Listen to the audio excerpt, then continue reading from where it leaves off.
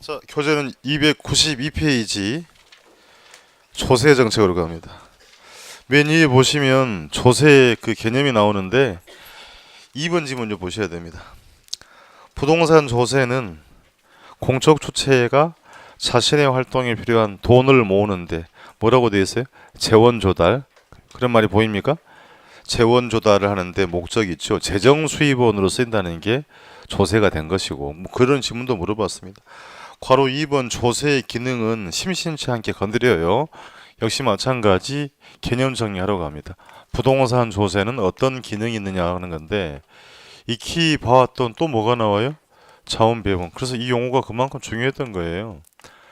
가격이 수요와 공급을 조절하는 걸 뭐라고 했다? 자원 배분. 우리 공부한 편으로 해봅시다. 취득세를 인하하면 주택 가격이 떨어진 건 아닙니다만 주택의 상대적 가격이 하락한 효과가 있죠. 그럼 주택의 수요가 뭐 할 거다? 증가할 거다. 그러니까 세금을 가지고 수요 증가를 유도하고 있으니까 무슨 기능이다? 자원 배분을 유도하고 있다. 한 단계 더 갑니다. 거래량 어떻게 돼요? 수요 증가되면 가격 어떻게 돼요? 가격이 하락해? 가격이 상승하잖아요. 모르겠어요? 그 수요 공급이 중요한 거예요. 자, 그러면 가격이 상승해서 신규 공급이 촉진될 가능성이 있죠. 그렇다고 하면 두 번째, 부동산 조세는 부동산 경기 조절 수단으로도 유용하게 활용될 수 있다. 말 됩니까? 이렇게 물었던 거예요. 경기부양 카드로 활용될 수도 있다는 겁니다. 오늘 공부한 표현으로 쓰면 외부 효과가 발생하면 균형이다, 아니다? 그럼 정해의 외부 효과는 조세를 감면할 수 있죠. 그렇게 해서 어떻게 최적 배분으로 유도할 수 있죠. 부의 외부 효과가 발생하면 과다라고 했죠. 조세를 어떻게 해서 부과해서 자원 배분을 유도하는 기능을 가지고 있다. 그 중요한 표현이 나와요. 그러니까 용도에 관계없이 동일한 세율을 적용하는 것이다? 아니다. 유도하는 방향 쪽으로 세율을 낮춰서, 그럼 규제하면 세율을 높여서 용도에 따라 차등적에서 세금을 부과하는 것이 자원 배분을 유도한다는 측면이 된 거고, 세 번째 또 공부했던 게 나옵니다. 소득 재분배 또 나왔네.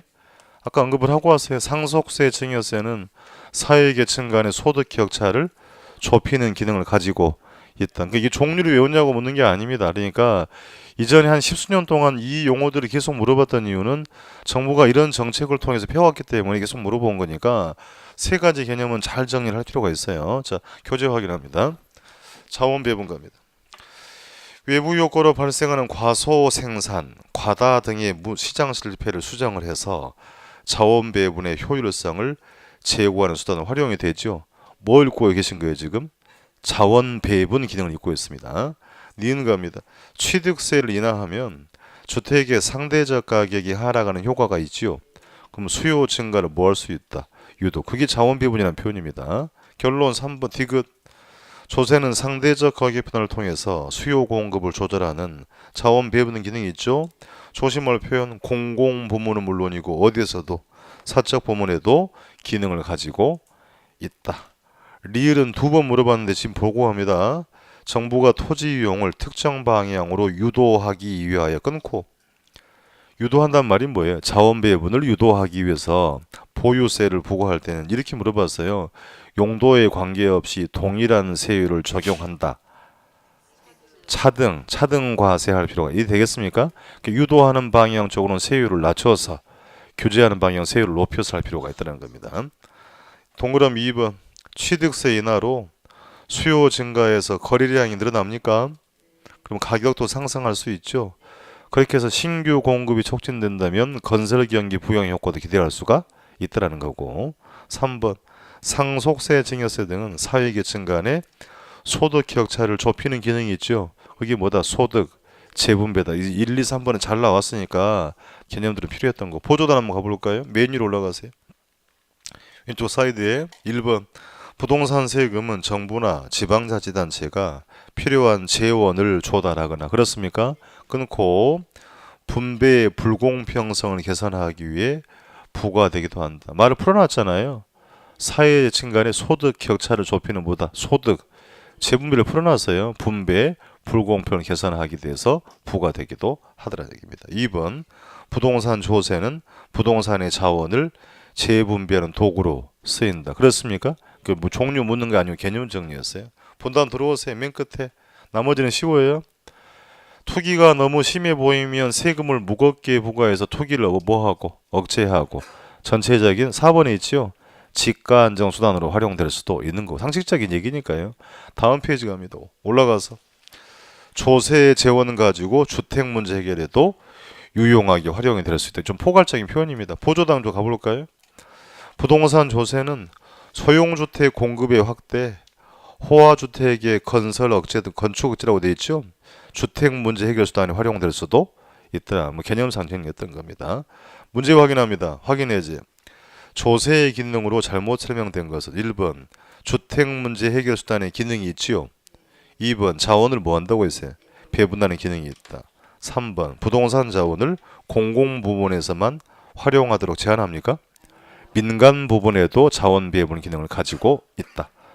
4번 지가 안정 기능이 있지요. 5번 사회계층 간의 소득 격차를 그거 뭐라고 해요? 소득 재분배.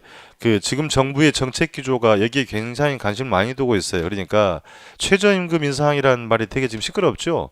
뭐 부작용이 있긴 합니다만 정책 기조가 그렇기 때문에 소득 재분배라는 용어는 계속해서 시험에 등장할 거라 여러분이 알고 갈 필요가 있습니다. 네모 2번 갑니다. 핵심은 이제 조세의 전가 기착입니다. 세금은 세법 공부했지요. 누가 내야 돼요? 법률상 납세 의무자가 내야 되잖아요. 그러니까 납세 의무자가 세금을 다른 방법을 통해 타인에게 덤탱이 씌는 것을 전가라고 합니다. 그러니까 본론 들어가서요. 임대사업자에게 재산세를 부과했어요. 세금 누가 내야 돼요? 임대인이 내야 될 거 아닙니까? 그럼 수요 공급에 다른 거 생각하지 말고 다른 조건을 일정하다. 부과된 세금은 공급자의 비용이죠. 그럼 비용이 어떻게 됐어요? 증가했어요. 비용이 증가됐으니까 공급은 증가한다, 감소한다? 감소한다. 그럼 가격, 임대료 어떻게 돼요? 이렇게 홍보하신 거잖아요. 그럼 어떻게 된 겁니까? 하면 세금이 공급자가 공급을 줄여서 가격 인상을 통해 임대료 인상을 통해 일부가 임차인에게 넘어가고 있습니다. 덤탱이 되고 있죠? 그게 뭐다? 전가다. 너보고 세금 내란 얘기가 아니고 세금이 가격 인상을 통해 전가가 된 것이고요. 전가시키고 본인이 돌아가는 몫을 귀착이다라고 표현하는 겁니다. 전가시키고 본인에게 돌아온 몫을 뭐라고 한다? 귀착이다. 그럼 이 결론 왜 정리했냐면 법률상 납세 의무자와 실제로 세금을 부담하는 담세자는 다를 수가 있다라고 하는 겁니다. 자, 그래서 이 전가와 귀착이 어떻게 되는지 얘를 한글로 써봤으니까 이제 그래프로 만나러 가요. 그래프 안 그랬으면 좋겠죠. 원리를 보는 과정에 보는 거예요. 오늘이 마지막입니다. 다음 주부터는 그래프가 안 나오고 계산기를 많이 눌러야 될 거야. 네. 자, 우하향하는 수요 곡선. 제일 재밌는 과목이잖아요. 아님 말고. 아님 많은 것이지 뭘. 자, 재화의 가격이 10,000원이라고 할게요. 가격이 얼마라고요? 납세 의무자는 공급자라고 합니다. 공급자에게 1,000원의 세금을 부과했어요. 그럼 부과된 세금 그대로 읽어요. 공급자의 뭐다? 비용. 공급은 증가 감소. 어디로? 좌측으로. 그게 시험 문제예요. 그러니까 공급이 감소돼서 자 왼쪽으로 이동했습니다. S1 같습니다. 균형이 바뀌었죠. 그러는 바람에 분명한 건 잠시 확인을 합니다만 가격이 어떻게 되었어요? 상승했잖아요. 가격이 1,600원으로 상승했다고 가정을 해보겠다. 가정. 와서 물어보시더라고. 왜 1,600원이에요? 이렇게 물어봐요. 가정한다고요. 공급이 뭐해서? 감소해서. 그럴 수 있어요. 가격이 뭐했다? 상승했다. 제가 뭘 볼 거냐면 그러면 세금을 부과하기 전과 이후에 수요자와 공급자의 만족이 바뀌고 있습니다. 수요자는 부과 전에는 얼마만 지불하면 돼요? 가격이 10,000원이잖아요. 10,000원만 지불하면 됩니다. 공급자의 수입 얼마? 가격이 10,000원. 가격 안에는 공급자의 정상윤이 포함되어 있다 그랬죠. 공급자의 윤 10,000원입니다. 그럼 부과 이후에는 가격이 올랐잖아요. 얼마 지불하셔야 돼? 이제 1,600원을 지불해야 됩니다. 공급자의 수입도 얼마? 가격이 1,600원. 다른 말 하지 말고 1,600원. 엉뚱한 얘기 하려고 그러니까. 예.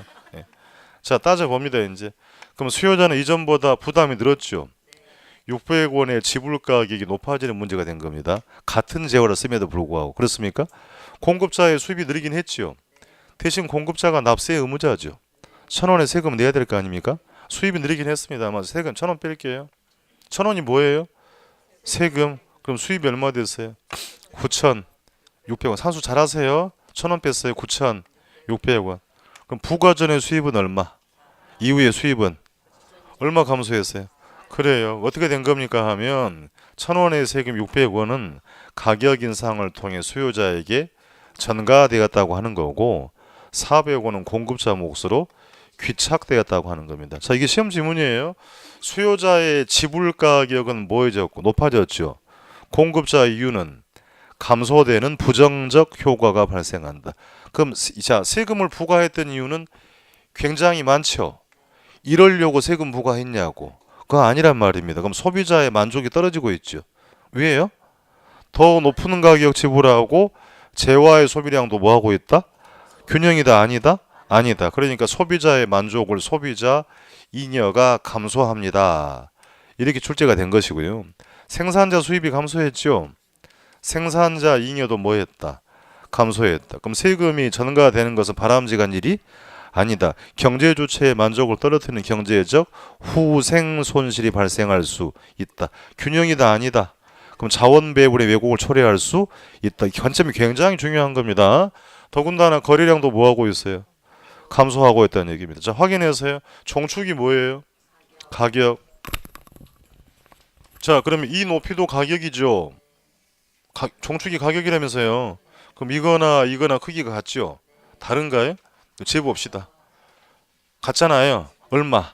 1,000원. 그러면 하단부 가격이 9,600원이 마련되는 거니까 다시 확인을 하면 10,000원 이쪽으로 600원은 가격 인상을 통해 수요자에게 뭐 되었고 전가되었고 하단부는 400원이죠. 그럼 400원만큼은 공급자 몫으로 뭐 되었다? 귀착되었다라고 정의합니다. 조금 제가 불편한 이야기를 하면 삼각형이 보입니까? 이 부분을 경제학적으로 경제적 후생 손실이다라고 표현도 합니다. 가끔 문제를 좀 어렵게 내시는 분들 이건 막 내더라고요.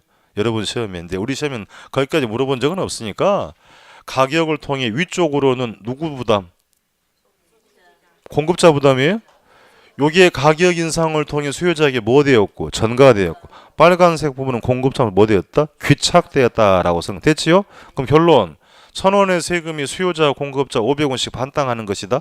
아니란 얘기입니다. 누군가의 세금 부담이 많아지면 다른 사람의 세금 부담은 적어진다라고 하는 거니까 그 조세의 전가 귀착 정도는 수요와 공급의 상대적인 가격 탄력성에 따라 달라진다라고 표현합니다. 그럼 이제 어떻게 달라지는지 확인하러 갈 겁니다. 자, 조건을 부여해서 칠판 보세요. 수요는 상대적으로 비탄력적이고 공급은 상대적으로 탄력적인 조건입니다. 이거 문제의 조건이니까 별 필요 없고요. 납세 의무자 공급자예요. 공급자는 세금을 어떻게 증가시킨다고요? 그래프 괜히 한 거 아닌데 공급을 줄여서 임대료 인상을 통해 전가를 하려고 해요. 그러면 수요가 비탄력이란 말이 뭐 이제 해석해야 되죠. 보름 전에 대체재가 많으면 탄력적, 적으면 비탄력. 기억 있나요? 그럼 대체재가 적다는 얘기잖아요. 다른 데로 가기 쉽다 어렵다. 그럼 부과된 세금은 수요자에게 더 많이 전가가 될 수 있다. 그러니까 수요자의 세금 부담은 많아진 거죠. 많이 전가시켰죠. 생산자 부담은 상대적으로 뭐 한다? 적어진다라는 겁니다. 자, 바꿔서 수요는 상대적으로 탄력적이고 공급은 상대적으로 비탄력이라고 합시다. 납세 의무자 공급자 어떻게 세금 전가시킨다고요? 공급을 줄여서 임대료 인상을 통해 덤탱이 씌우고 싶은데 그럼 탄력적이라는 얘기는 대체재가 많다는 얘기죠. 다른 데로 가버릴 수 있죠. 잘 전가된다 안 된다? 그럼 수요자 부담은 적어지는 거예요. 전가가 많이 안 됐죠. 그럼 생산자 부담은 많아진다. 그래서 우리가 결론적으로 하면 비탄력인 쪽이 탄력성이 낮은 쪽이 더 많은 세금을 부담하게 된다라고 하는 것입니다.